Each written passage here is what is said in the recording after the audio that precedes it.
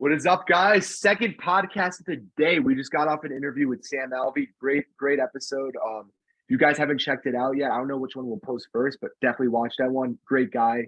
It's definitely a really fun episode. But our second straight podcast of the day, that's dedication, guys. Yeah.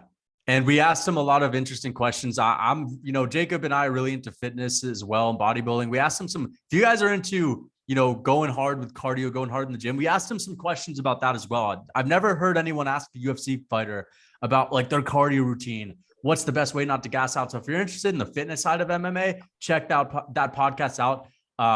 We also talked about the UFC 279 event. So Jacob Ross, you got recognized out there in Arizona for first MMA first time. Yeah.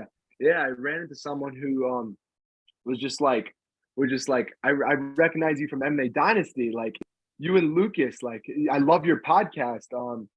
I love how you're how you guys are recognizing how great Ciryl Gane is. I feel like he's just been so underrated.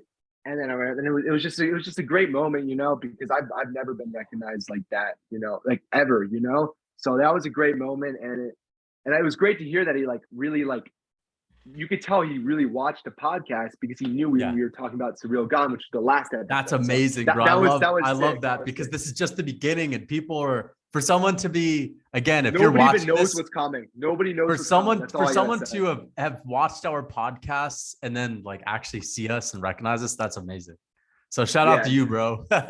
Shout out to the MMA Dynasty, guys. Yeah, for sure. Shout out to everybody. People don't know what's coming. We got some big plans coming for MMA Dynasty, and this is just the beginning.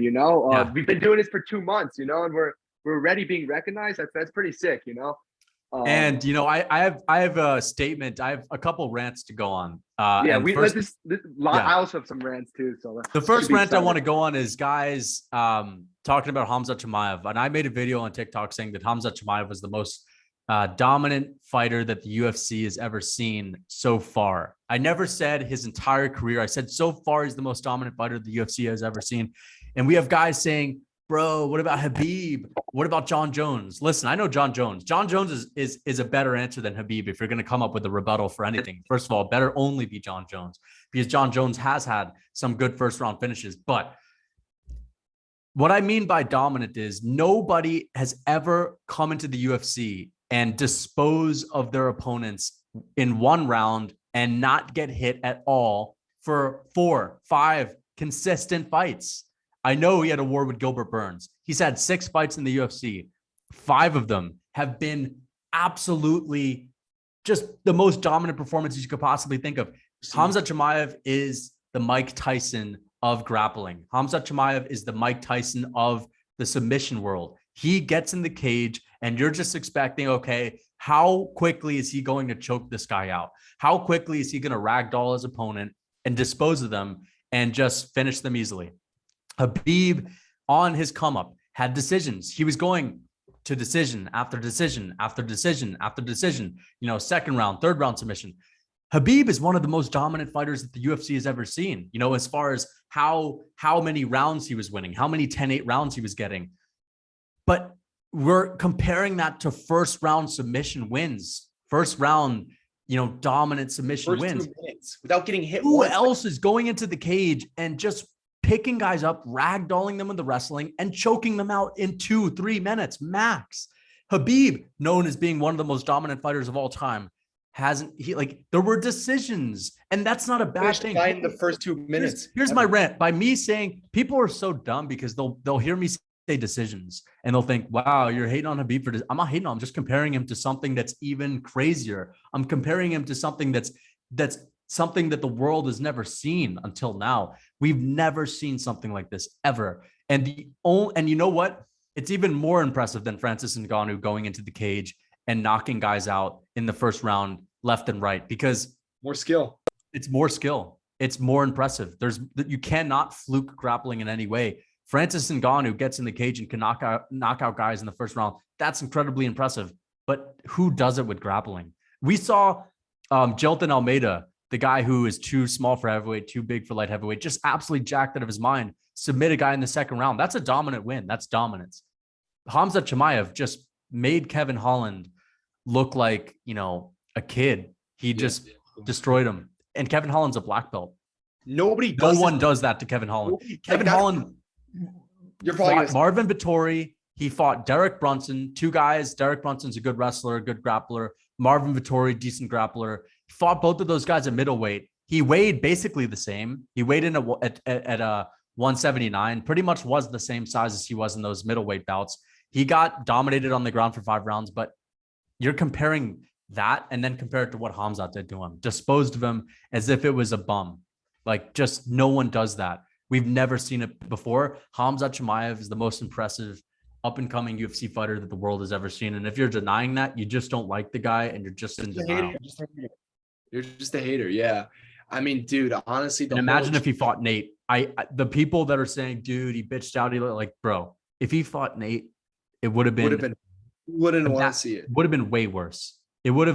Kevin Holland at least was able to scramble to his feet a couple times, and he was able to make some transitions happen.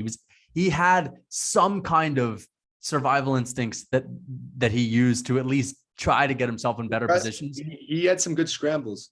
Scrambles. Khamzat Chimaev, even more impressively, would just flow on top of him. It's not just pure strength. It's pure freak strength combined with just incredible grappling skill and awareness to just be able to flow on top of someone and always get a dominant position. Nate Diaz would have gotten choked out in 1 minute. Yeah, I mean, I predicted, like I was saying, Nate Diaz is going out in the first minute when we predicted that fight. And like people were like, oh, you're crazy, all that. Like he for sure would have. If he's doing that. All right, let me ask you something. Who wins? Kevin Holland, Nate Diaz. Kevin Holland smokes Nate Diaz. Holland smokes Nate Diaz. Nate Diaz. Like Nate Diaz, it took him 4 rounds to beat a washed up Tony Ferguson, like a really washed up Tony Ferguson. And also, I'm gonna be real. That submission that finish was suspect. That was stupid. No, it was suspect. That was.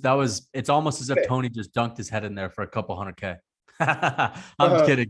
I don't think he really did that, but I just think it was a bad game plan. It was he rushed it. He could have just kept it going on the feet and just kept chopping his legs. Who knows? I mean, like I know Nate's never been finished, but what if he tears his knee? I mean, like one of those kicks could have torn his ACL. You know what I'm saying? Like, you know what I mean? Like broke his calf. I also love the heel turn from Khamzat Chimaev. I loved it because listen, Khamzat Chimaev doesn't really care if like everyone loves him. At the end of the day, everyone's gonna watch him. He knows that everyone's gonna watch him. He knows that a lot of people love him. He's gonna make money. He's gonna make tons of money. Here's the difference. There's some guys that talk shit to sell their fights and all that. Khamzat Chimaev is cocky because he knows how good he is.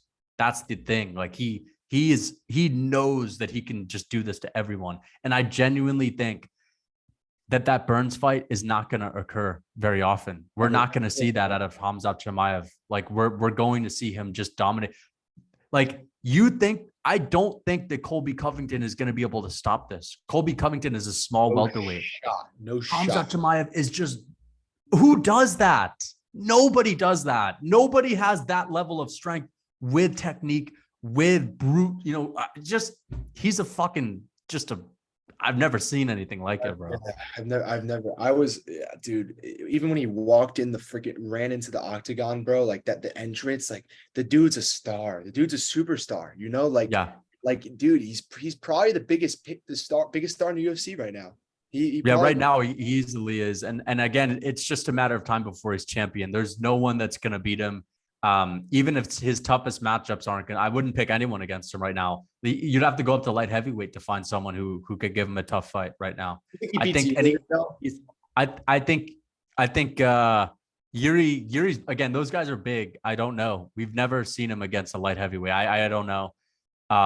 I'd still give him a chance. I'd give him a chance against all of those guys, but I'm confident that he beats everyone at middleweight and everyone at welterweight. I think he destroys Israel Adesanya. I think he easily listen, who has Izzy ever faced that has Izzy's faced guys that are decent wrestlers, but who has he ever faced that has that level of wrestling with that submission game? No. And that's what makes him so good. It's the level of wrestling, the technical skills, the talent with wrestling, his submissions, his jiu-jitsu, incredible. And the strength. Like you couldn't have anything more. Like you couldn't be any better. It's not even, and he's a good striker too. Confidence also, like it's just like that just like I like that he had this fight before he fights a guy like Usman or Burns. Oh no, Usman or Covington, because I think this brought his confidence back, or like his ultimate like confidence back, like the Khamzat before the Burns fight. You know what I'm saying? I think this like brought that energy back, and I think he's gonna go back into the when he fights when he fights Covington, when he fights Usman, when he fights Edwards, I think he's gonna go in with the same mindset and the same game plan. Honestly, I think if he fought Covington, he'd go right to do the exact same thing that he did last night. I think he does so too. And I just can't see Covington having an answer to it. I just think that the thing that makes him so good is because he's so aggressive, he's so strong, he's so fast, and he has the technique to back it. Like he's just gonna overwhelm everyone. Nobody knows what to do. Like no one knows what to do. Kevin Holland did just about as good as you could possibly do in that situation. He still got choked out in under 3 minutes. And he didn't absorb a single shot. Like it's crazy. Didn't absorb a single shot. It's crazy. Like this guy, like this dude, like I can't see anyone beating him. Like I just can't. I generally can't. I mean, this brought his stock up for sure. I honestly think it brought his stock up more than if he would have fought Diaz. Oh yeah, 100%.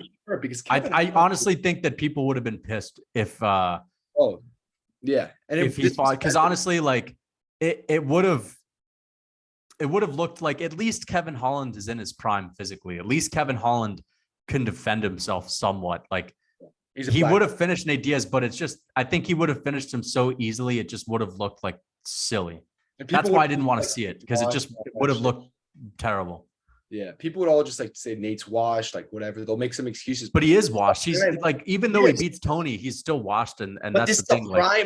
This is a prime Kevin Holland. This is a Kevin Holland who reestablished himself at welter and at a new weight class. You know, I mean, it's like this is a top of the line Kevin Holland. You know, Kevin Holland. I mean, listen, I think Kevin Holland, he's good, he's great, but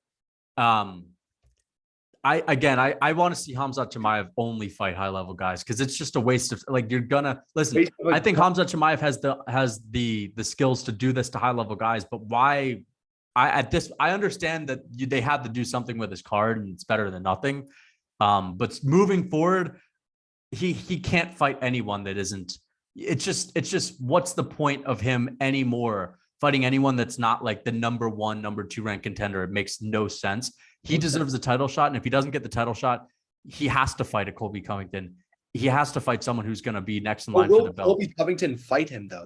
Colby's not going to fight him. There's no way Colby fights him. That's what Sam doesn't like. I was going to ask him, like, do you think Colby would fight him though? But there's no way. After seeing that last night, bro, I'm telling you, nobody. Colby's suing Masvidal, by the way. I learned that from the Jesse on Fire. I honestly think like, listen, man, dude, honestly, fuck, like if I was Colby, I would do that shit. Yeah, to avoid a guy like Chimaev. No, just not to avoid him, just to, like, you know, Masvidal 37 with kids running up and punching you in the face and breaking your jaw. Like, bro, fuck that. I would sue him too. $500K for sure. Like, yeah, that's as much as he probably makes for a fight. So, like, yeah, straight up, man. Colby, honestly, I think Colby's a smart guy. And I think that, listen, he's going to do what he needs to do to make the best decisions for his career. And it's not a good decision for anyone to fight Khamzat. No, it's not. And I think that you're going to see more people avoiding him. Like, you're just going to. That's why I can't wait for him to become champ, so people don't have a choice. People will still avoid him when he's a champion. Like, I think honestly, like, they'll have no, like, because people want the belt, they'll be like, screw it, I have to at some point. Like, it's the only way. They'll just, a lot of people will move up. That's for sure. But I think that Khamzat, I think he wants to fight again. I think that's what I like about Khamzat is one thing I like about him is because when you're really that confident, when you really know how good you are and you're that good, it doesn't matter who you fight. You're just like Khamzat Chimaev, in my opinion, and this is what I like about him most. He has the mindset of, you know what, I'm going to be champion anyway. I'm going to destroy all these guys anyway. Give me another fight. I'll destroy him. And then I want to get paid. Give me another matchup. Let me get paid. Like, I can't, I like that. I like the activity. He didn't get touched. I'd love to see him. Dude, Burns, Bilal and Brady is taking place. whoever wins that, I think Khamzat Chimaev destroys them. I mean, listen, as a fan of Khamzat, I don't mind it because I just don't see anyone beating him. So I think why not? I want to see him again. I want to see him again, a top guy. Why not? Want to hear something funny? I just noticed looking at the UFC 280 pay-per-view, but Bilal Muhammad, Sean Brady is not on the pay-per-view. It's on the prelims. Oh, okay. Well, who's ahead of them? The women's fight? The women's bullshit. That's fight. pathetic. That's sad, honestly. I mean, like, I'm just gonna say this again. I genuinely, I just don't give a fuck about 99% of women's. It is what it is. I mean, like, I just don't care.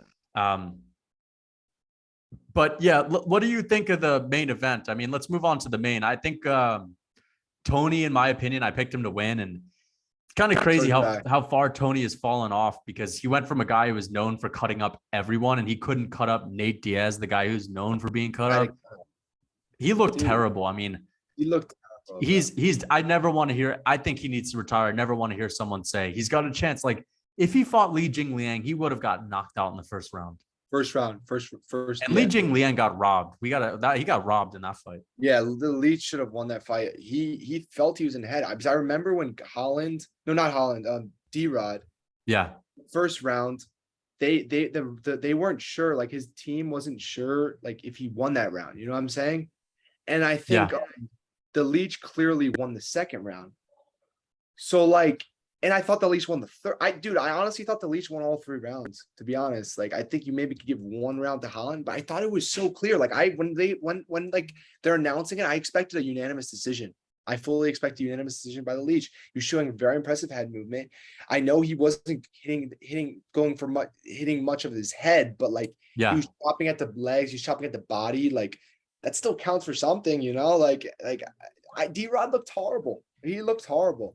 I think he looked. Listen, I don't think he looked horrible. I think that's a little bit of a stretch. I think Daniel Rodriguez looked like he was a little rusty, but I expected more from him, honestly. I think the Leach is just that good. I think it was a tough, even matchup. I think both of those guys are good, and it was a really technical fight. I personally enjoyed it. I really enjoyed that fight. I mean, listen, I thought it was a great fight. I had Leach winning, but I can't deny Daniel Rodriguez whooped him in the 3rd round. I thought it was a clear Daniel Rodriguez round. So the first 2, the Leach won. I thought Lee won the first 2 rounds. I thought he won the second clearly. I think the first round. I think the second round was clear. So if the Leach is if D-Rod's team is saying that they think that he lost the first round, and then the Leach clearly won the second round, like, I thought the first round was also clear. I mean, I just had Lee winning 2 rounds. I think Daniel Rodriguez. Listen, the Leach is good. I think he's a good striker. I think Daniel Rodriguez is good. In my opinion, both guys look good. I don't think either of these guys look bad. I think both of them looked good. I genuinely think that Li Jingliang surprised me, because I thought that if this was going to decision, Daniel Rodriguez would have won. And he did win, but I don't think he should have won. But the 3rd round, Lee got tired. Daniel Rodriguez didn't, and he was able to just land that jab at will. And I thought it was a good fight. I'd love to see Daniel Rodriguez fight Kevin Holland. I think that's the next fight to make. Yeah, and I'd like to see Li Jingliang face another guy in the rankings. Another guy in the rankings as well. What about the Leach versus Wonder Boy? I like that fight a lot. I like that one. May not be ready for that fight though. Like, they may not, like, that may not make sense for the rankings wise. You know what I mean? Because the Leash will probably. I think Wonder Boy doesn't need a fight that makes sense in the rankings. He might think he does, but I think the UFC knows he's never ever going to be champ. Yeah, ever. And he's old. He has no chance of being champion. He's old. He's almost 40. But I think Kevin Holland and Daniel Rodriguez. That was a great matchup. I want to see it again. Yeah. Daniel Rodriguez coming off of a robbery. Kevin Holland. Rust also. You got the rust. Sucks for Kevin Holland that he got. But what do you expect? And I think the UFC set this up from the start. I think Kevin Holland accepted Khamzat. He made good money. That's my opinion. That's why he took this fight. You know what I also noticed about the post-fight interview with Chimaev, Joe Rogan? He said he knew he was fighting this guy the night before or the day, like the morning of. Yeah. They knew, or I think he said 4:30 a.m. when the medic apparently like told him to drink water. He said he knew he was fighting that guy. It was hard to hear because like, like Chimaev sometimes like screams and whatever, like talk super fast. Yeah. But before me, after I watched his YouTube account, his recap, he spotted it, and I think I think it was weeks before, bro. You think it was weeks before? So, but he definitely did say he knew that fight was coming. Yes. No, there's anyone denying that anyone who really believes that this thing just unfolded by chance, by luck, especially Nate Diaz, who like has had issues with the UFC. Like you're out of your mind, honestly. And I'm not someone who is into conspiracies. I'm not someone who's, wanting to believe in some weird shit that's going on. Like this genuinely was just marketing, and it's good. It's excellent. It worked out. It was good. I mean, no one wanted to see Diaz versus Khamzat. Nate Diaz's delusional fans that don't know dick about fighting and think that they're hardcore just because they're, Nate Diaz army and shit. I mean, they thought that there was a good fight, but you guys aren't like, listen, Nate Diaz, if you're a real MMA fan and you really watch the sport, you know that he had a 0 chance to win that fight. So I thought it was being planned. Joe Rogan, I think, listen, Khamzat Chimaev, he doesn't seem like the kind of guy that really cares about whether or not people think he made weight or missed weight. I don't think he missed weight. I think, again, he could have made weight, never had an issue with it. I don't think he missed. I made a video calling him out saying it was pathetic, but brilliant by the UFC. That's how they got us. That's how they got us hooked. And this is excellent. Because everyone heard about it. I'm saying? Like, because like people who didn't even watch UFC, my friends who don't watch UFC were like, yo, did you hear about this Chimaev guy who I saw a bodybuilding coach post a photo of it saying like, damn, he could have used this method or whatever. Promotion, bro. That like, I don't know what is, you know what I'm saying? Like, of course it was definitely all planned. Like if anyone says otherwise, you're just like, yeah, I don't know. It's like, I agree. The backstage too, like there was that brawl was bullshit. The brawl was bullshit. Why do you think there wasn't cameras? Like no cameras, no phone footage, no embedded, just the professional UFC cameras. That's it. And only staff. There was only staff. And they're playing audio clips of Khamzat Chimaev screaming when Nate Diaz walks in. Like, it's so clearly bullshit. I mean, great that the UFC did it, but at that point, I had known that the brawl never happened. It wasn't real. The backstage scuffle, all this stuff, that was bullshit. They told the teams, don't come in. They told people no cameras. They knew exactly what they were doing. Khamzat, I mean, Kevin Holland, Khamzat, real cool for agreeing to that, in my opinion. But yeah, I Li Jingliang versus Kevin Holland's also a good fight to make moving forward. Oh, I like that. That makes a lot of sense. I like that fight. Yeah. And do you think Nate Diaz and Tony should retire?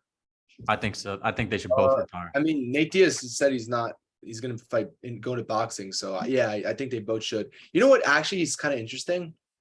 I think McGregor would easily beat Ferguson. Oh yeah, I think after seeing what I saw last night, I have McGregor beating him. Maybe Diaz also. Honestly, I was impressed by these guys. Like they looked like, especially Tony. Like, dude, he used to never lose rounds like that. You know what I'm saying? Like if you like told me like beforehand, like Tony was down 3 rounds to 1 or whatever or 2 rounds to 1 or whatever, he was down in the scorecards by the 4th round, I would think you're crazy. You know what I'm saying? Because Tony is the guy who's usually up in the scorecards. You know what I'm saying? Diaz is the guy who's down in the scorecards who wins the later rounds. You know what I'm saying? I mean, Tony's the guy who wins the later rounds too, though. So is Diaz. You know what I'm saying? But I don't know, bro. I just don't remember Tony ever being that much down on scorecards like that. You know Justin Gage. No, he's Tony's been down. He's gotten dominated in the first few. Like Tony's known for being able to get beat up early. That's why. So is Nate. So is Nate, of course. The thing is, I just think both of them look like, listen, I think both of them looked bad. I think the submission win, like Tony Ferguson is a shell of his former self. He's not the same guy. He needs to stop fighting. I don't think I've ever seen a decline as bad as Tony Ferguson. Never. Like, the dude literally went from prime Tony puts on a battle against any lightweight ever. I don't know if he wins, but he puts on a battle at least, Yeah. And then now he's just like, even like after the Gaethje fight, he's just like, I don't even know how to explain it. Like he went from being one of the top 3 best guys in the division to like a guy who probably can't beat anybody in the top 15, top 20. Just old age, man. Old age, body Easy, giving dude. out, all of that. Fine, bro. I think it's also mental, dude. It has to be mental, bro. Like, because Tony going into this fight camp, he said that his wife asked him why he's not training as hard. You know what I'm saying? I think he wasn't training as hard because he's lost motivation, you know?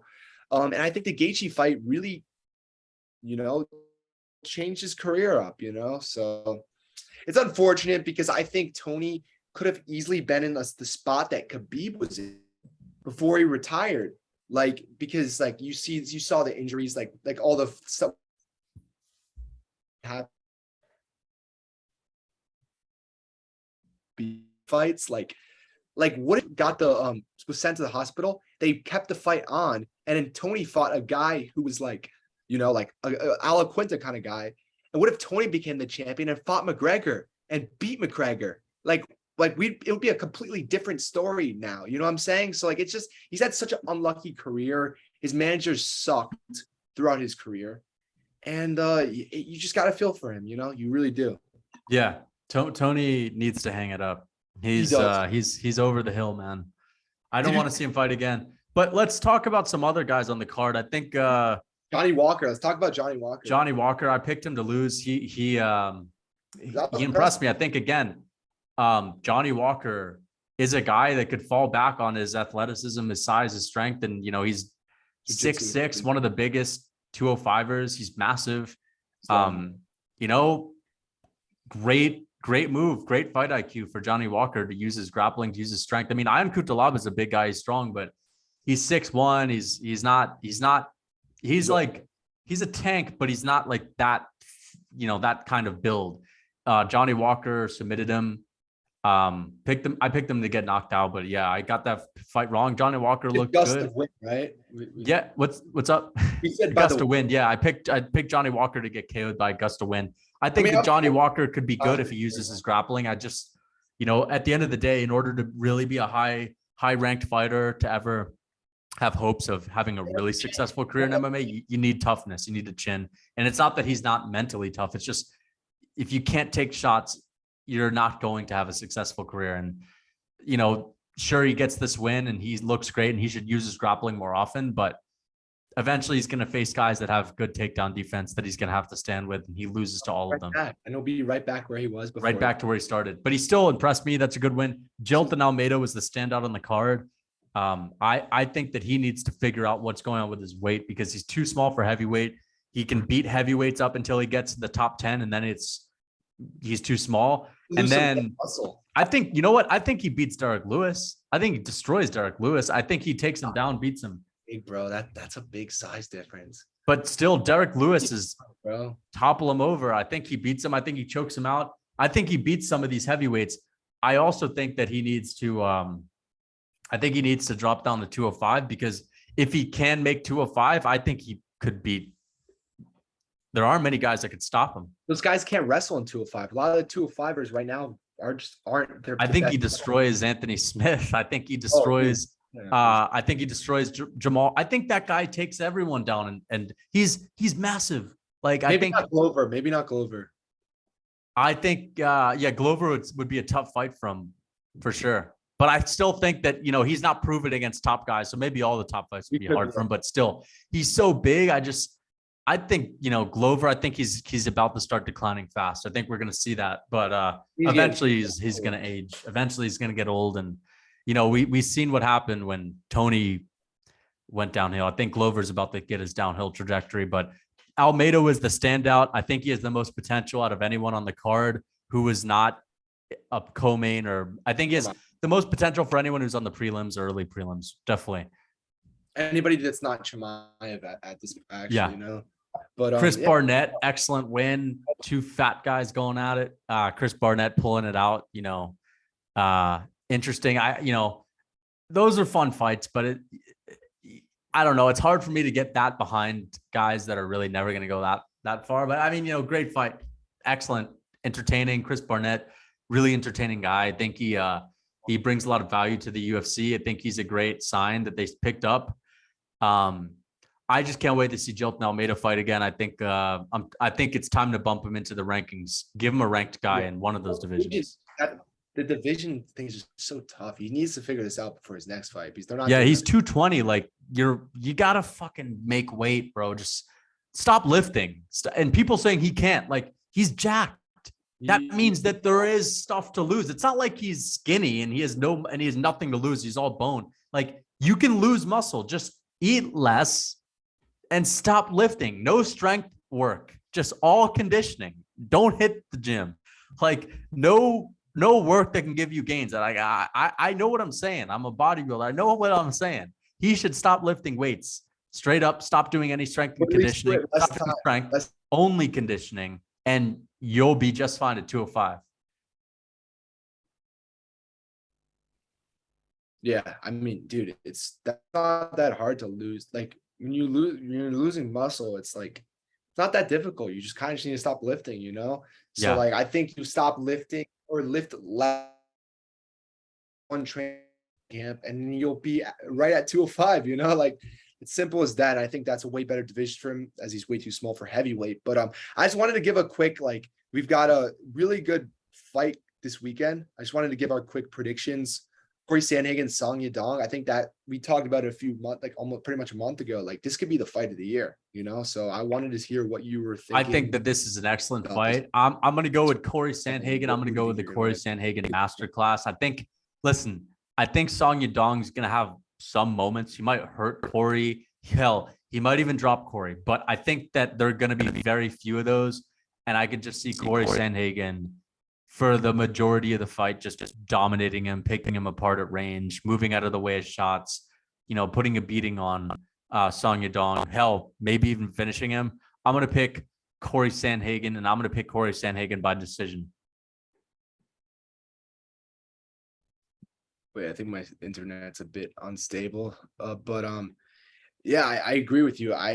However, I think Corey Sandhagen does get a finish. I think he gets in the later rounds. I think maybe round 4 or maybe round 5 even. I think it's gonna be a war. I do. I think it's gonna be back and forth. I think Song Yadong is a power puncher, you know. A lot of power punchers can gas out, you know what I'm saying? So I see it where it being some close rounds, but I think as the fight goes on, I can see Sandhagen taking over and eventually getting the TKO finish in round 4 or 5, something like that. So that's my prediction, but I definitely think that it really does have the potential to be the fight of the year. But I hope it's a good fight.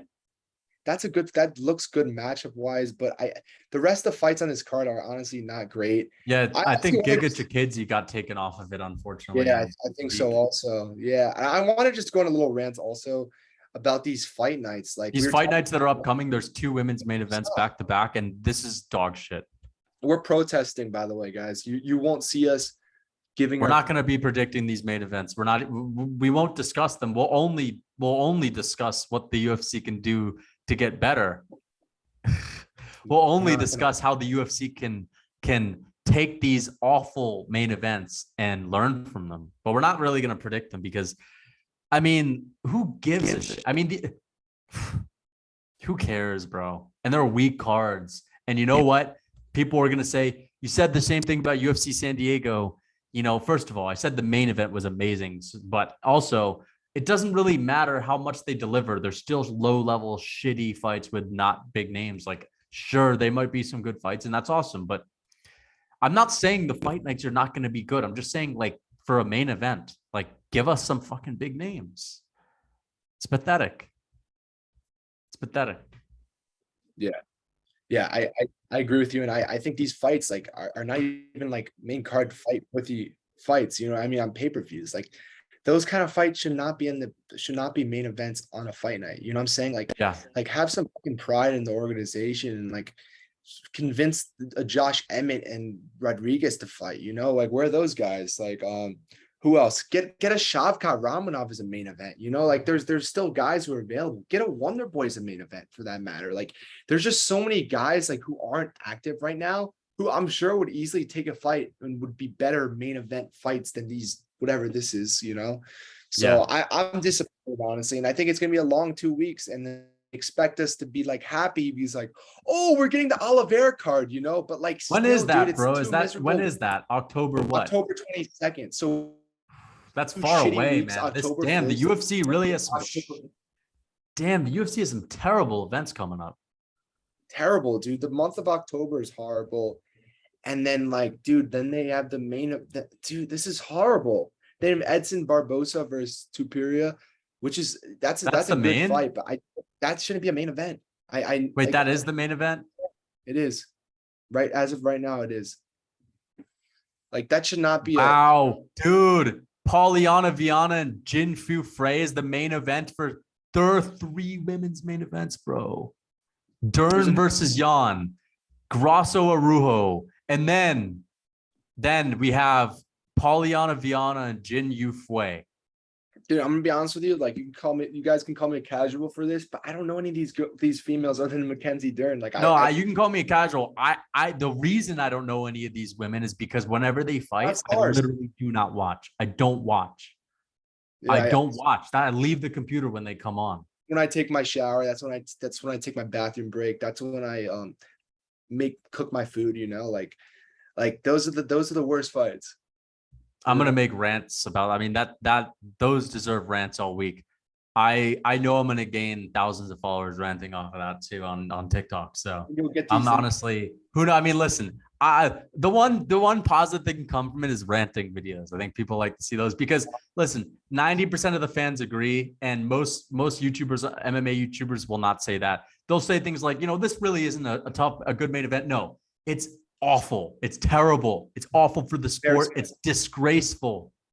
Yeah, like you'll see guys like Anthony Smith and Michael Bisping be like, "Oh wait, but this matchup is actually kind of interesting." No, it's not. No, it gives a ain't. shit. Stop walking on eggshells. And that holy shit. Topuria Barboza matchup is after UFC 280. It's just pathetic. What are these? These are awful, just terrible. So next is Song Yadong. That's next weekend. Then we have October 1st. Wow, then we have 2 weeks. And the biggest fight that we have to wait for is Cody Garbrandt and Rana Yaya. Who cares about that? Cannonier Strickland that's off. That's just pathetic. That was exciting, but like, why can't we get more of these guys? Why can't Colby Covington fight on one of these? You know? Yeah, I mean, listen, people saying the UFC is doing well, like they're not doing that well if these are their fights. They're really not. Then we got 281, like, and then they expect us dude, like this is really bad. Holy moly. This is like disgraceful. It really is. Like, wow, dude, I don't know what to say. These 2 women's events in a row with the women I never heard of besides Mackenzie Dern. Like, dude, this is horrible. This is really horrible. But at least we'll get full hour-long podcast and just ranting, you know. So and as I like to say, that'll be fun. Listen, fighter pay can't be that bad if all these top fighters are not fighting. Can't be that bad. A lot of these guys, they seem to be doing just fine. Exactly. You know, I mean, a lot of injuries too. So I hope that there can be some good matchups. I want Max Holloway to come back. I think he needs some more time off, but I want him to come back. I want to see Colby, Shavkat. Let's see these guys. Let's get them in the cage. Just so many guys taking time off. Yeah, exactly.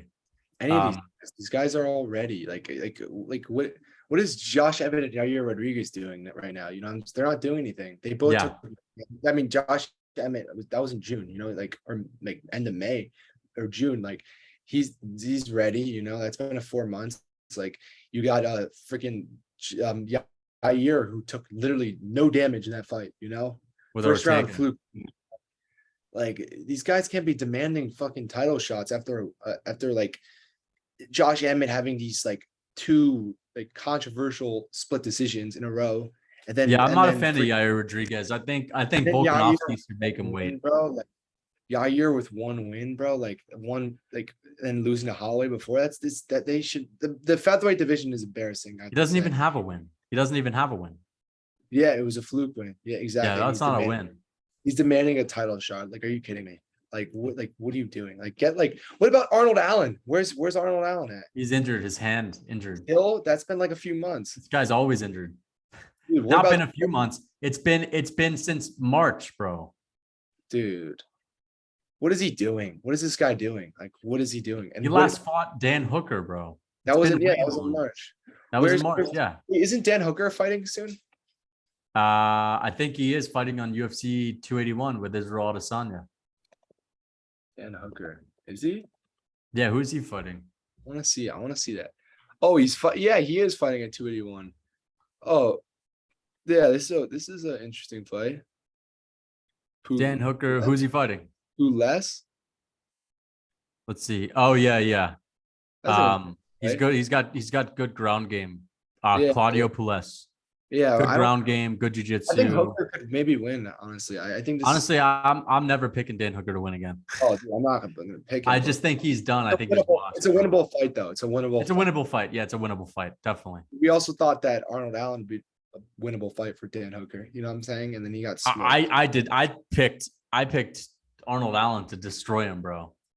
Dude, Arnold Allen's impressive. I think he beats Yair Rodriguez and Josh Emmett. But this dude is just nowhere to be found, though. I don't know. Maybe why can't we get Surreal Gone fighting soon? You know what I'm saying? He broke his hand. Oh, he did, right? Yeah, he's injured. Yeah, so the next month is gonna be rough for UFC fans, for MMA fans.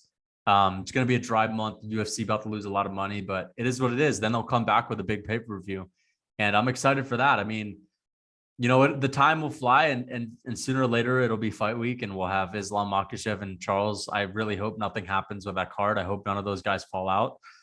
So yeah, I'm excited. Honestly, I want to just say, I really enjoyed that card yesterday. I really did. You know what I'm saying? Out of cards this year, that had to been one of my favorite cards, honestly. It went from being definitely the worst card of the year to being a really solid card. And I'm trying to compare it to other fight card, UFC fight, pay-per-views. And it was honestly better than a bunch of them, you know, it was better than 277. I would say the Pena Nunes too. That was a weird one. That was a weird pay-per-view. I don't think it was better than 278, obviously, because that Leon knockout. 276 it was better than, because that was a bunch of snooze fest, you know, the O'Malley incident, the whole eye poke. Yeah. 275, the Yuri one, that was a good pay-per-view. That was a good one. 274, what was that? The Burns Chimaev, and then 274 was the Charles Justin. Oh, it was. 273 was Burns Chimaev and Alexander Volkanovski. That was a good card too. Yeah, how about we go over our fight pay-per-views from best to worst this year? Okay, I'll start. I'll say that the best one of the year, I would say, was UFC 275. I thought that was really good. Glover, Yuri. You had I think that was an excellent one. That was a really good card. Then I would say UFC 272, Colby and Jorge. That was an excellent main card. But what about I kind of disagree on that one, because I thought this RDA was the co-main against who's that bum? Then Israel Whitaker was a great one as well. That was an excellent one. You had Bobby Green, Nasrat. Yeah, I'd say UFC 271 was probably the best one this year. Which one was 270? Oh, it was Izzy? That was Izzy Whitaker. You had Tai Tuivasa, Derek Lewis, Jared Cannonier, Derek Brunson, Bobby Green, Nasrat Hakparast, Moicano submitted, Alexander Hernandez. Basically a finish on every single fight except for Bobby Green and Izzy Whitaker, but those were good fights. So yeah, UFC 270 had so much potential, but that was one of the biggest. Speaking of that fight could have been the most hyped up heavyweight fight of all time, and they really messed that up. They didn't really. That was not a very good fight. I mean, listen, I still had Cyril Gane winning, but the fight didn't really deliver. Even just the hyping it up was brutal. Yeah, you know, they were training for him or training. 278 was good too. That was Usman Edwards. Yeah, that was good. I mean, the Aldo fight kind of sucked. Oh, the Costa Rockhold was excellent. Usman Edwards was pretty good. I mean, yeah, it wasn't that great. I mean, yeah, you're right. It wasn't that great. It was average. I think this 279 was better than 278, Lukey. Honestly. 279 was pretty good. I think 279 was pretty good. The think that main event, like, even though it was okay, it was still like It's weird. They both were they washed, weren't very you know? high level, bro. It was like watching two old guys who are Bellator fighters going at it. Yeah, dude. That was like a that is true. I mean, Even I the don't know. I finish thought didn't really seem like a real finish. It just seemed like it just kind of happened. It seemed like guys, there was I don't know. it I kind of mean, felt like, Tony just tapped instantly. It didn't really seem like much happened. you know what it felt like? I don't know if you like the Tito Ortiz versus Chuck Liddell 3 fight. That's what it felt like. Two guys who were beyond like way past their primes. Chuck Liddell, the guy who's the Tony Ferguson in this situation, like who's just was the better fighter before, Right. losing in the fight just because he was way more washed. You know what I'm saying? So I think Tony was just a lot more washed and it looked a lot worse than Diaz. No, than Diaz. I think, dude, his chin, bro, like he was getting wobbled, and like Diaz, like I know he's a good boxer, but he doesn't never wobbles people that much, you know, like especially in the earlier rounds. He was getting wobbled in the earlier rounds, and like you said before the week, like Tony's chin hasn't recovered since then. You know what I'm saying? So like, Yeah. do you think maybe he was a bit hesitant to like really like I feel like I think Tony just has lost. I think he's lost his speed. I think he's lost it all. I mean, listen, he may have been hesitant in the beginning, but he was throwing a lot of big shots, big combinations. He just was missing. He just doesn't have it anymore. he was too slow. Yeah, he's too slow. As I said, he needs to retire. The main event, it was okay, but I mean, it's not. How fun Yeah, can it it was- really be when you know we nothing? talked about it These earlier. guys, nothing that, can like, really it's come just from like it. that.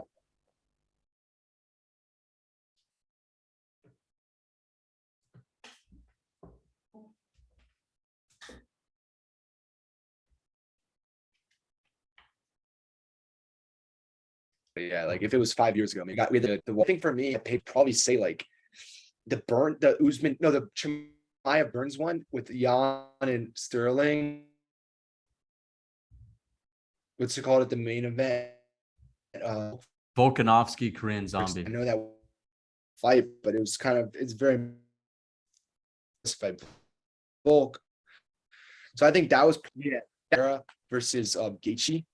Like we got the Chandler knockout, which was crazy. We had the Oliveira finish. We did have one of the most boring fights of all time in the co-main. So that does knock it down a bit. 2-7, and then there was 275. That was unreal. Like that. I feel like it's the pay-per-views that are like never as like people don't expect them to be as good are the ones that are usually the best. You know what I'm saying? I Like agree. 275. I think that's like, true.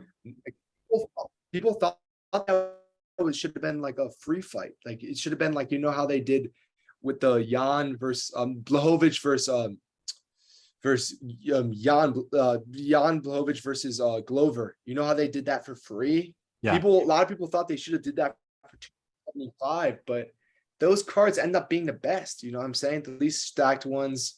Yeah, even Pena Nunez, that card was good. So yeah, dude. I mean, that just shows that like it's not all about like the stackness of the card. Like any fight, any pay-per-view could like end up exceeding expectations, you know, and being great. Like because like you look at the Izzy one, like the 276, they stacked it up. They fight the international fight week or whatever. Like that sold the least amount of pay-per-views, you know, like I don't know. Yeah. And that was boring. So I think the UFC 281 is going to deliver. I think those matchups are too good not to deliver. So I'm excited for that. But 280. Yeah, 280. All right. Well, I think that's going to wrap it up, guys. Wonderful week of fights, and we're looking forward to this next week. Hit us with any questions in the comments. As always, leave a like, comment, and subscribe on this video, and we'll be back. And let us know what other kind of fighters you want us to interview. And check out our interview with Sam Alvey as well. Sure, it was a great one. Thank you guys again for tuning in. Really appreciate it.